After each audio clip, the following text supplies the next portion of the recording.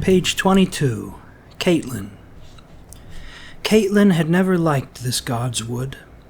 She had been born a Tully at River Run far to the south on the Red Fork of the Trident.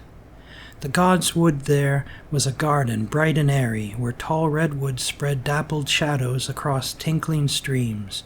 Birds sang from hidden nests, and the air was spicy with the scent of flowers. The gods of Winterfell kept a different sort of wood. It was a dark, primal place, 3 acres of old forest untouched for 10,000 years as the gloomy castle rose around it. It smelled of moist earth and decay. No redwoods grew there. This was a wood of stubborn sentinel trees armored in gray-green needles, of mighty oaks, of ironwoods as old as the realm itself. Here, thick black trunks crowded close together, while twisted branches wove a dense canopy overhead, and misshapen roots wrestled beneath the soil. This was a place of deep silence and brooding shadows, and the gods who lived here had no names. But she knew she would find her husband here tonight. Whenever he took a man's life, afterward he would seek the quiet of the God's Wood. Caitlin had been anointed with the 7 oils and named in the rainbow of light that filled the sept of River Run. She was of the faith, like her father and grandfather and his father before him. Her gods had names, and their faces were as familiar as the faces of her parents. Worship was a septon with a censer, the smell of incense, a 7-sided crystal alive with light, voices raised in song. The Tullys kept a God's Wood, as all the great houses did, but it was only a place to walk or read or lie in the sun. Worship was for the sept. For her sake, Ned had built a small sept where she might sing to the 7 faces of God, but the blood of the first men still flowed in the veins of the Starks, and his own gods were the old ones, the nameless, faceless gods of the greenwood they shared with the vanished children of the forest. At the center of the grove, an ancient weirwood brooded over a small pool where the waters were black and cold. The heart tree, Ned called it. The weirwood's bark was white as bone, its leaves dark red, like 1,000 blood-stained hands. A face had been carved in the trunk of the great tree, its features long and melancholy, and deep-cut eyes red with dried sap and strangely watchful. They were old, those eyes, older than Winterfell itself. They had seen Brandon the Builder set the first stone, if the tales were true. They had watched the castle's granite walls rise around them. It was said that the children of the forest had carved the faces in the trees during the dawn centuries before the coming of the first men across the narrow sea. In the south, the last weirwoods had been cut down or burned out 1,000 years ago, except on the Isle of Faces, where the green men kept their silent watch. Up here it was different. Here every castle had its God's Wood, and every God's Wood had its heart tree, and every heart tree its face. Caitlin found her husband beneath the weirwood, seated on a moss-covered stone. The great sword Ice was across his lap, and he was cleaning the blade in those waters black as night. 1,000 years of hummus lay thick upon the God's Wood floor, swallowing the sound of her feet, but the red eyes of the weirwood seemed to follow her as she came. "Ned," she called softly. He lifted his head to look at her. "Caitlin," he said. His voice was distant and formal. "Where are the children?" He would always ask her that. In the kitchen, arguing about names for the wolf pups. She spread her cloak on the forest floor and sat beside the pool, her back to the weirwood. She could feel the eyes watching her, but she did her best to ignore them. Arya is already in love, and Sansa is charmed and gracious, but Rickon is not quite sure. "Is he afraid?" Ned asked. "A little," she admitted. "He is only 3. Ned frowned. He must learn to face his fears. He will not be 3 forever, and winter is coming. "Yes," Caitlin agreed.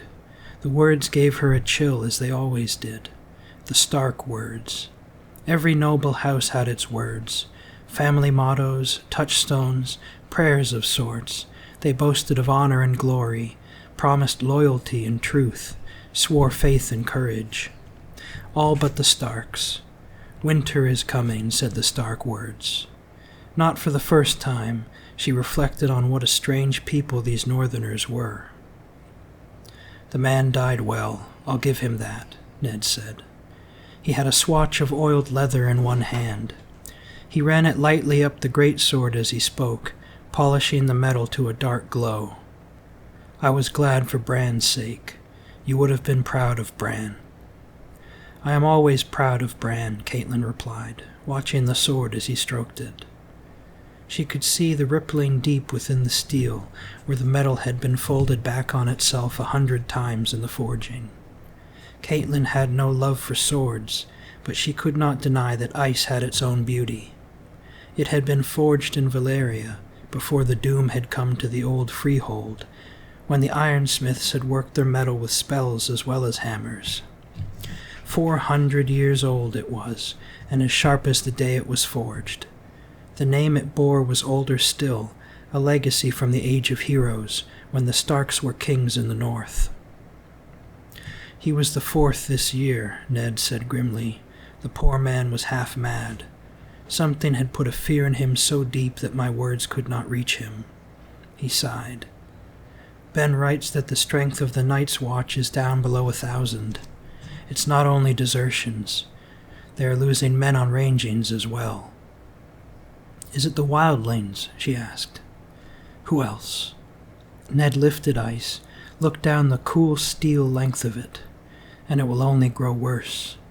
The day may come when I will have no choice but to call the banners and ride north to deal with this king beyond the wall for good and all. Beyond the wall? The thought made Caitlin shudder. Ned saw the dread on her face. Mance Rayder is nothing for us to fear. There are darker things beyond the wall. She glanced behind her at the heart tree, the pale bark and red eyes, watching, listening, thinking its long, slow thoughts. His smile was gentle. You listen to too many of old Nan's stories. The others are as dead as the children of the forest, gone 8,000 years. Maester Luwin will tell you they never lived at all. No living man has ever seen one. Until this morning, no living man had ever seen a direwolf either, Caitlin reminded him. I ought to know better than to argue with a Tully, he said with a rueful smile. He slid ice back into its sheath. You did not come here to tell me crib tales. I know how little you like this place. What is it, my lady? Caitlin took her husband's hand. There was grievous news today, my lord. I did not wish to trouble you until you had cleansed yourself.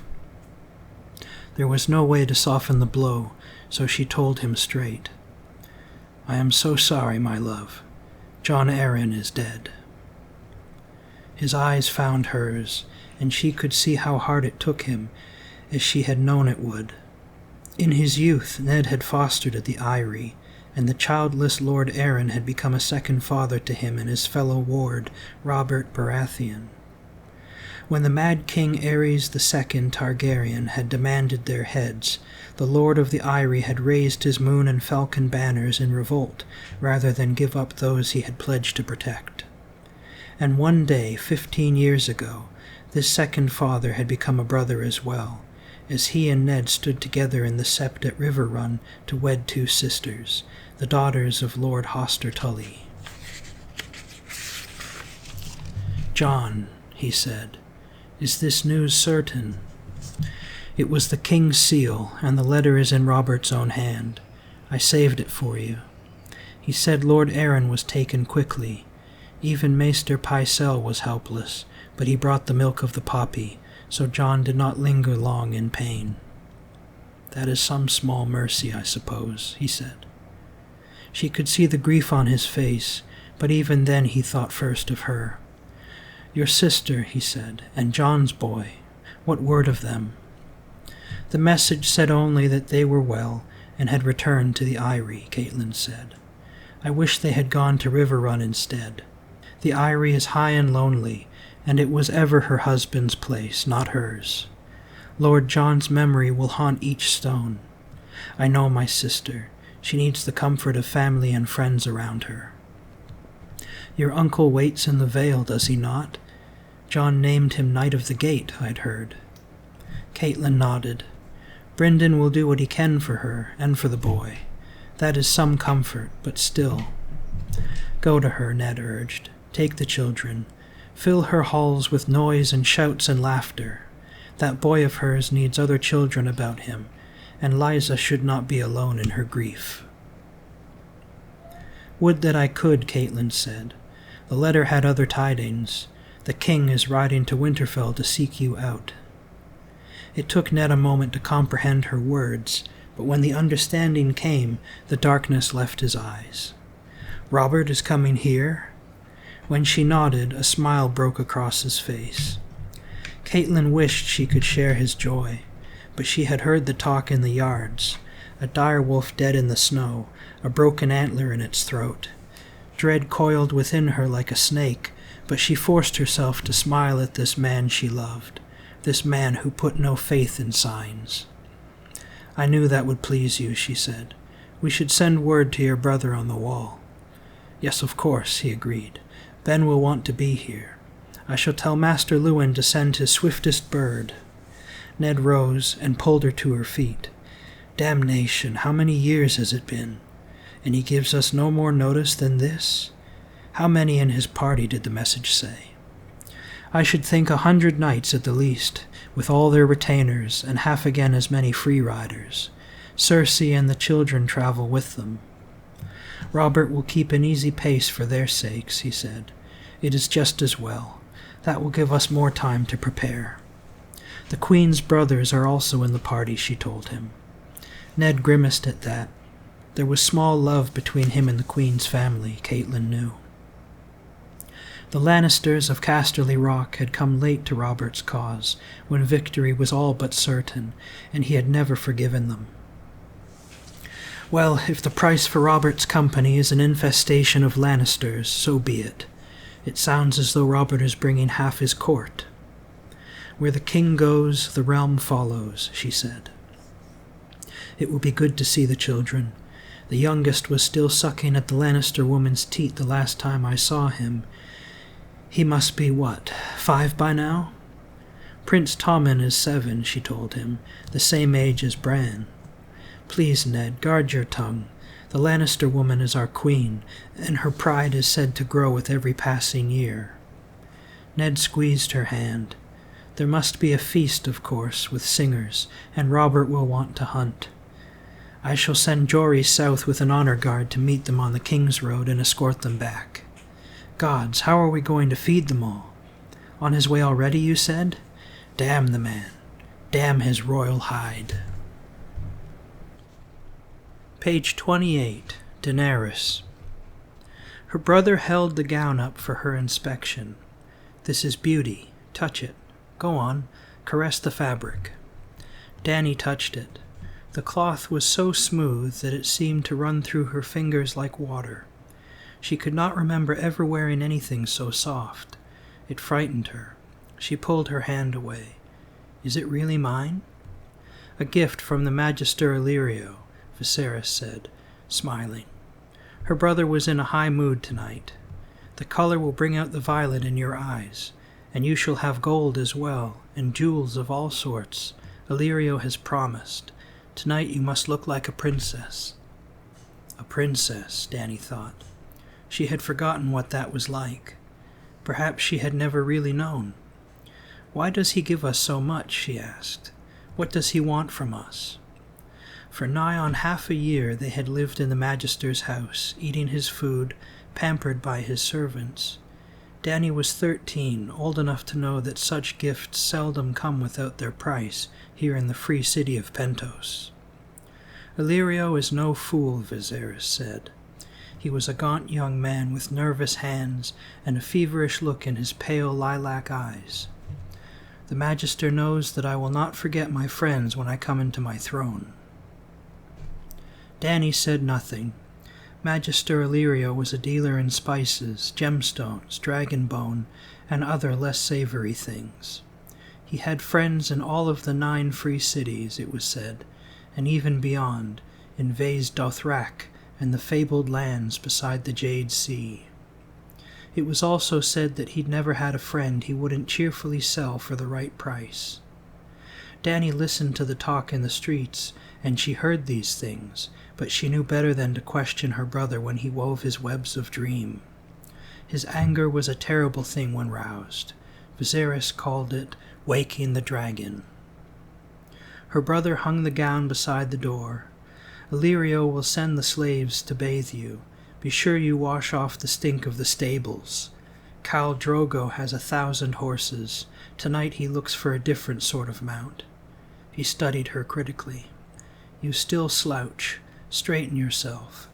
He pushed back her shoulders with his hands. Let them see that you've a woman's shape now. His fingers brushed lightly over her budding breasts and tightened on a nipple. You will not fail me tonight. If you do, it will go hard for you. You don't want to wake the dragon, do you? His fingers twisted her, the pinch cruelly hard through the rough fabric of her tunic. Do you? He repeated. No, Dany said meekly. Her brother smiled. Good. He touched her hair, almost with affection. When they write the history of my reign, sweet sister, they will say that it began tonight. When he was gone, Dany went to her window and looked out wistfully on the waters of the bay. The square brick towers of Pentos were black silhouettes outlined against the setting sun. Dany could hear the singing of the red priests as they lit their night fires, and the shouts of ragged children playing games beyond the walls of the estate. For a moment she wished she could be out there with them, barefoot and breathless and dressed in tatters, with no past and no future, and no feast to attend at Khal Drogo's manse. Somewhere beyond the sunset, across the narrow sea, lay a land of green hills and flowered plains, and great rushing rivers, where towers of dark stone rose amidst magnificent blue-gray mountains, and armored knights rode to battle beneath the banners of their lords. The Dothraki called that land Raish and Dali, the land of the Andals. In the free cities they talked of Westeros and the Sunset Kingdoms. Her brother had a simpler name. Our land, he called it. The words were like a prayer with him. If he said them enough, the gods were sure to hear. Ours by blood right, taken from us by treachery, but ours still, ours forever. You do not steal from the dragon. Oh no, the dragon remembers. And perhaps the dragon did remember, but Dany could not. She had never seen this land her brother said was theirs, this realm beyond the narrow sea. These places he talked of, Casterly Rock and the Eyrie, High Garden and the Vale of Arryn, Dorne and the Isle of Faces, they were just words to her. Viserys had been a boy of 8 when they fled King's Landing to escape the advancing armies of the usurper, but Daenerys had been only a quickening in her mother's womb. Yet sometimes Dany would picture the way it had been, so often had her brother told her the stories. The midnight flight to Dragonstone, moonlight shimmering on the ship's black sails. Her brother Rhaegar battling the usurper in the bloody waters of the Trident and dying for the woman he loved. The sack of King's Landing by the one Viserys called the usurper's dogs, the lords Lannister and Stark. Princess Aelia of Dorne pleading for mercy as Rhaegar's heir was ripped from her breast and murdered before her eyes. The polished skulls of the last dragon staring down sightlessly from the walls of the throne room while the Kingslayer opened father's throat with a golden sword. She had been born on Dragonstone 9 months after their flight, while a raging summer storm threatened to rip the island fastness apart. They said that storm was terrible. The Targaryen fleet was smashed while it lay at anchor, and huge stone blocks were ripped from the parapets and sent hurtling into the wild waters of the narrow sea. Her mother had died birthing her, and for that her brother Viserys had never forgiven her. She did not remember Dragonstone either. They had run again, just before the usurper's brother set sail with his new-built fleet. By then only Dragonstone itself, the ancient seat of their house, had remained of the 7 kingdoms that had once been theirs. It would not remain for long. The garrison had been prepared to sell them to the usurper, but one night Sir Willem Darry and 4 loyal men had broken into the nursery and stolen them both, along with her wet nurse, and set sail under cover of darkness for the safety of the Bravosian coast. She remembered Sir Willem dimly, a great grey bear of a man, half-blind, roaring and bellowing orders from his sickbed. The servants had lived in terror of him, but he had always been kind to Dany. He called her little princess and sometimes my lady, and his hands were soft as old leather. He never left his bed, though, and the smell of sickness clung to him day and night, a hot, moist, sickly, sweet odor. That was when they lived in Braavos, in the big house with the red door. Dany had her own room there, with a lemon tree outside her window. After Sir Willem had died, the servants had stolen what little money they had left, and soon after they had been put out of the big house. Dany had cried when the red door closed behind them forever. They had wandered since then, from Braavos to Myr, from Myr to Tyrosh, and on to Quohor and Volantis and Lys, never staying long in any one place. Her brother would not allow it. The usurper's hired knives were close behind them, he insisted, though Dany had never seen one. At first the magisters and archons and merchant princes were pleased to welcome the last Targaryens to their homes and tables, but as the years passed and the usurper continued to sit upon the Iron Throne, doors closed and their lives grew meaner. Years past they had been forced to sell their last few treasures, and now even the coin they had gotten from Mother's crown had gone. In the alleys and wine sinks of Pentos, they called her brother the Beggar King. Dany did not want to know what they called her. "We will have it all back some day, sweet sister," he would promise her. Sometimes his hands shook when he talked about it.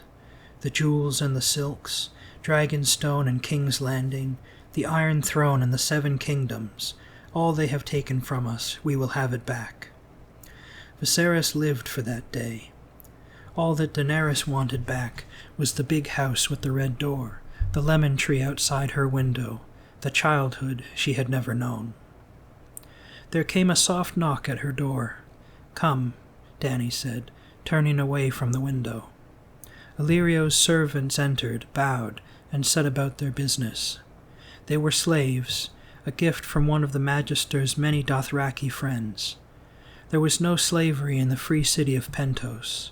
Nonetheless, they were slaves. The old woman, small and grey as a mouse, never said a word, but the girl made up for it.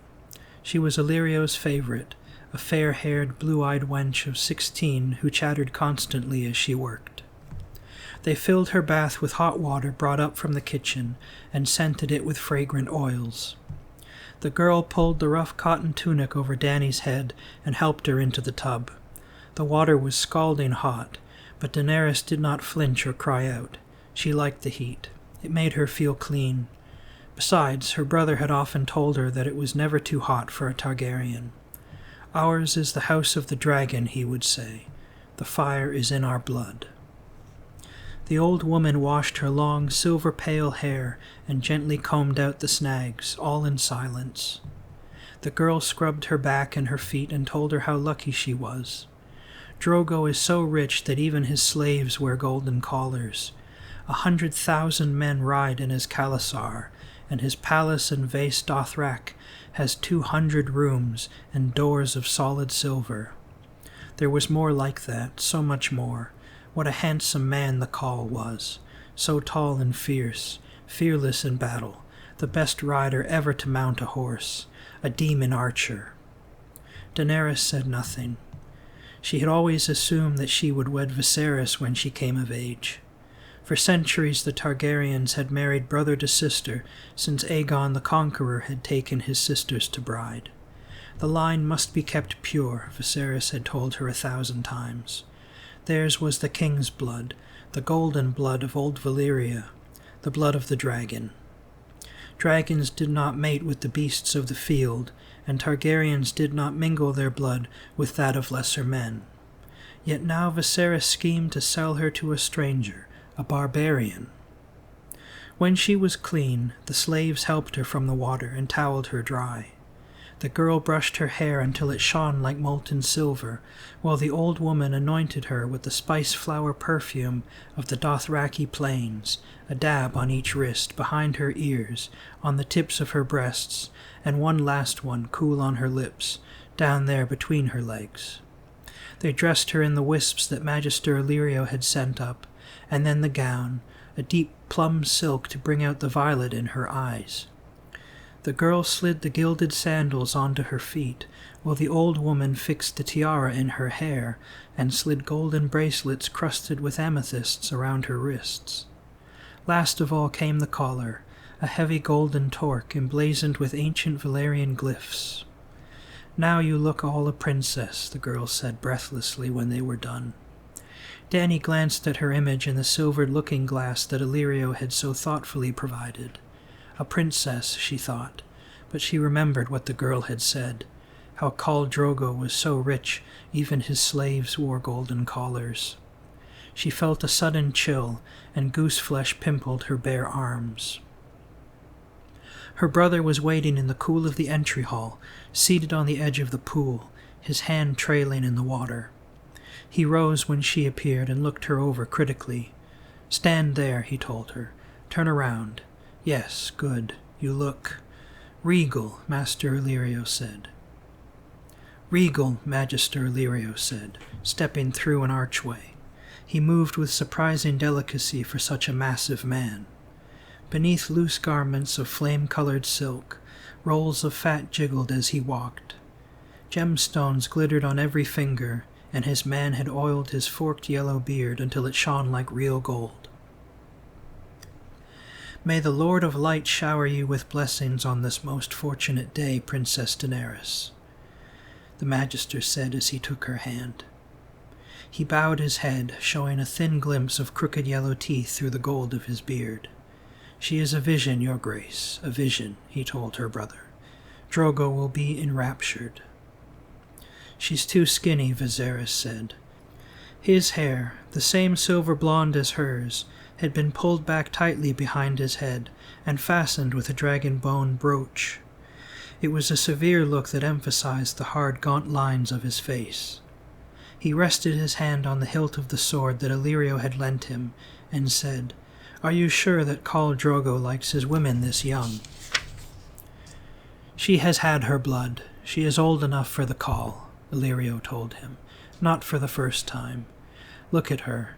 That silver gold hair, those purple eyes. She is the blood of old Valyria, no doubt, no doubt.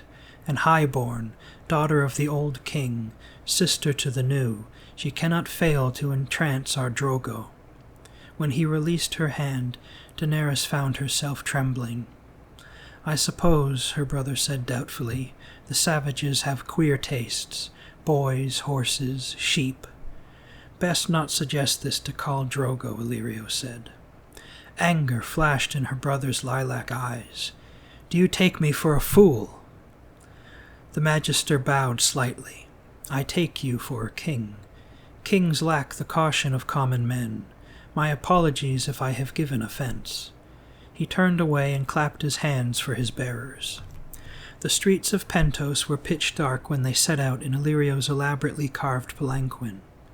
2 servants went ahead to light their way, carrying ornate oil lanterns with panes of pale blue glass, while a dozen strong men hoisted the poles to their shoulders. It was warm and close inside behind the curtains. Dany could smell the stench of Illyrio's pallid flesh through his heavy perfumes. Her brother, sprawled out on his pillows beside her, never noticed. His mind was always away across the narrow sea. "We won't need his whole Khalasar," Viserys said. His fingers toyed with the hilt of his borrowed blade, though Dany knew he had never used a sword in earnest. 10,000, that would be enough. I could sweep the 7 kingdoms with 10,000 Dothraki screamers. The realm will rise for its rightful king. Tyrell, Redwyn, Derry, Greyjoy, they have no more love for the usurper than I do. The Dornish men burn to avenge Alia and her children, and the small folk will be with us. They cry out for their king." He looked at Illyrio anxiously. "They do, don't they?" "They are your people, and they love you well," Magister Illyrio said amiably. "In holdfasts all across the realm, men lift secret toasts to your health, while women sew dragon banners and hide them against the day of your return from across the water." He gave a massive shrug. "Or so my agents tell me." Dany had no agents, no way of knowing what anyone was doing or thinking across the narrow sea, but she mistrusted Illyrio's sweet words as she mistrusted everything about Illyrio. Her brother was nodding eagerly, however. "I shall kill the usurper myself," he promised, who had never killed anyone, "as he killed my brother Rhaegar, and Lannister too, the Kingslayer, for what he did to my father." "That would be most fitting," Magister Illyrio said. Dany saw the smallest hint of a smile playing around his full lips, but her brother did not notice. Nodding, he pushed back a curtain and stared off into the night, and Dany knew he was fighting the Battle of the Trident once again. The 9-towered manse of Khal Drogo sat beside the waters of the bay, its high brick walls overgrown with pale ivy. It had been given to the Khal by the Magisters of Pentos, Illyrio told them. The free cities were always generous with the horse lords. "It is not that we fear these barbarians," Illyrio would explain with a smile. "The Lord of Light would hold our city walls against 1,000,000 Dothraki, or so the Red Priests promise. Yet why take chances when their friendship comes so cheap?" Their palanquin was stopped at the gate, the curtains pulled roughly back by one of the house guards. He had the copper skin and dark almond eyes of a Dothraki, but his face was hairless, and he wore the spiked bronze cap of the Unsullied. He looked them over coldly. Magister Illyrio growled something to him in the rough Dothraki tongue. The guardsman replied in the same voice and waved them through the gates. Dany noticed that her brother's hand was clenched tightly around the hilt of his borrowed sword. He looked almost as frightened as she felt. "Insolent eunuch," Viserys muttered as the palanquin lurched up towards the manse. Magister Illyrio's words were honey. "Many important men will be at the feast tonight. Such men have enemies. The Khal must protect his guests, yourself chief among them, your grace. No doubt the usurper would pay well for your head." "Oh yes," Viserys said darkly. "He has tried, Illyrio. I promise you that. His hired knives follow us everywhere. I am the last dragon, and he will not sleep easy while I live." The palanquin slowed and stopped. The curtains were thrown back, and a slave offered a hand to help Daenerys out. His collar, she noted, was ordinary bronze. Her brother followed, one hand still clenched hard around his sword hilt. It took 2 strong men to get Magister Illyrio back on his feet. Inside the manse, the air was heavy with the scent of spices, pinch fire, and sweet lemon and cinnamon. They were escorted across the entry hall, where a mosaic of colored glass depicted the doom of Valyria. Oil burned in black iron lanterns all along the walls. Beneath an arch of twining stone leaves, a eunuch sang their coming. Viserys of the House Targaryen, the third of his name, he called in a high, sweet voice. King of the Andals, and the Rhoynar and the First Men, Lord of the 7 Kingdoms and Protector of the realm. His sister, Daenerys Stormborn, Princess of Dragonstone. His honorable host, Illyrio Mopatis, Magister of the free city of Pentos. They stepped past the eunuch into a pillared courtyard overgrown in pale ivy. Moonlight painted the leaves in shades of bone and silver as the guests drifted among them. Many were Dothraki horse lords, big men with red-brown skin, their drooping mustachios bound in metal rings, their black hair oiled and braided and hung with bells. Yet among them moved bravos and sellswords from Pentos and Myr and Tyrosh, a red priest even fatter than Illyrio, hairy men from the port of Ibn, and lords from the Summer Isles with skin as black as ebony. Daenerys looked at them all in wonder, and realized, with a sudden start of fear, that she was the only woman there. Illyrio whispered to them. "Those 3 are Drogo's blood riders there," he said. "By the pillar is Khal Moro with his son Rogoro. The man with the green beard is brother to the Archon of Tyrosh, and the man behind him is Ser Jorah Mormont." The last name caught Daenerys. "A knight?" "No less." Illyrio smiled through his beard. "Anointed with the 7 oils by the High Septon himself." "What is he doing here?" she blurted. "The usurper wanted his head," Illyrio told them. "Some trifling affront. He sold some poachers to a Tyroshi slaver instead of giving them to the Night's Watch. Absurd law. A man should be able to do as he likes with his own chattel." "I shall wish to speak with Ser Jorah before the night is done," her brother said. Dany found herself looking at the knight curiously. He was an older man, past 40 and balding, but still strong and fit. Instead of silks and cottons, he wore wool and leather. His tunic was a dark green, embroidered with the likeness of a black bear standing on 2 legs. She was still looking at this strange man from the homeland she had never known, when Magister Illyrio placed a moist hand on her bare shoulder. "Over there, sweet princess," he whispered. "There is the Khal himself."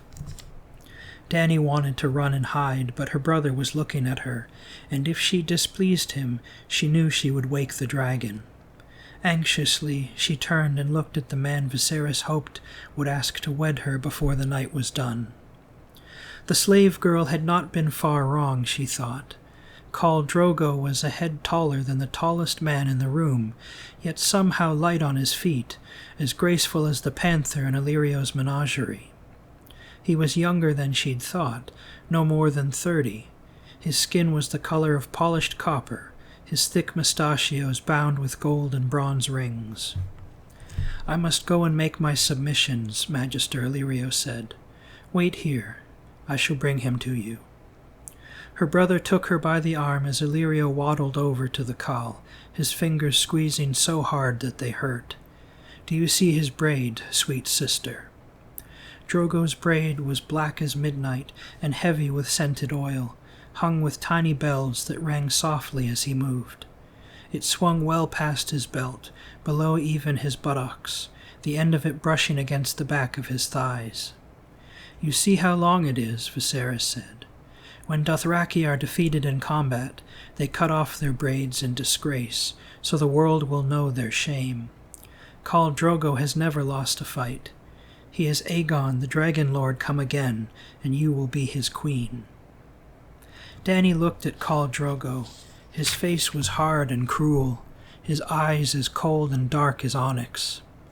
Her brother hurt her sometimes when she woke the dragon, but he did not frighten her the way this man frightened her. "I don't want to be his queen," she heard herself say in a small, thin voice. "Please, please, Viserys, I don't want to. I want to go home." "Home?" He kept his voice low, but she could hear the fury in his tone. "How are we to go home, sweet sister? They took our home from us." He drew her into the shadows, out of sight, his fingers digging into her skin. "How are we to go home?" he repeated, meaning King's Landing and Dragonstone, and all the realm they had lost. Dany had only meant their homes in Illyrio's estate, no true home surely, though all that they had, but her brother did not want to hear that. There was no home there for him. Even the big house with the red door had not been home for him. His fingers dug hard into her arm, demanding an answer.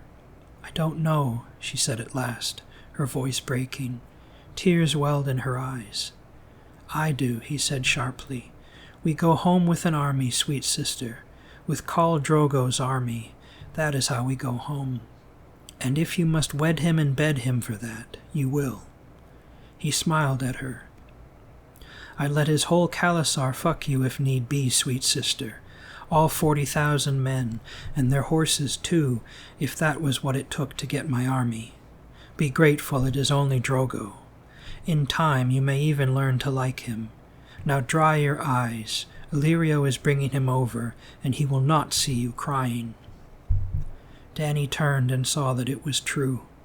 Magister Illyrio, all smiles and bows, was escorting Khal Drogo over to where they stood. She brushed away unfallen tears with the back of her hand. "Smile," Viserys whispered nervously, his hand falling to the hilt of his sword, "and stand up straight. Let him see that you have breasts. Gods know you have little enough as is." Daenerys smiled and stood up straight.